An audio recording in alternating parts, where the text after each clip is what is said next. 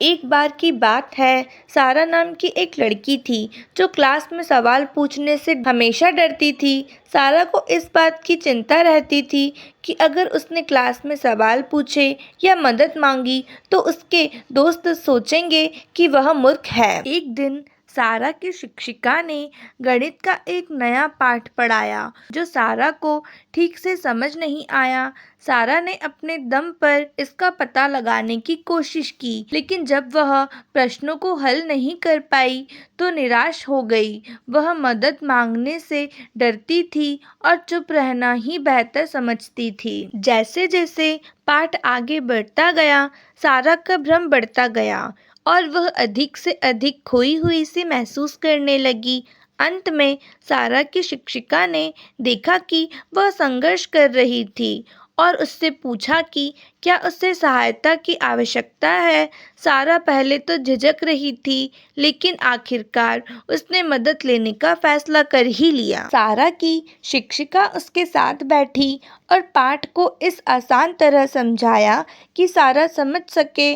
सारा अपनी शिक्षिका की मदद के लिए बहुत आभारी हुई और अब राहत महसूस कर रही थी कि आखिरकार उसे सब समझ आने लगा था। सारा की शिक्षिका ने उसे न सिर्फ आज मदद की, बल्कि उसको प्यार से यह भी समझाया कि यदि क्लास में कुछ समझ नहीं आता है तो प्रश्न पूछने में कभी झिझकना नहीं चाहिए, वरना वो सभी से बिछड़ जाएगी और अच्छे ग्रेड नहीं ला पाएगी। ये बात सारा को बहुत अच्छे से समझ आ गई और उस दिन से जब भी सारा को कुछ समझ नहीं आता तो वह क्लास में सवाल पूछने लगी।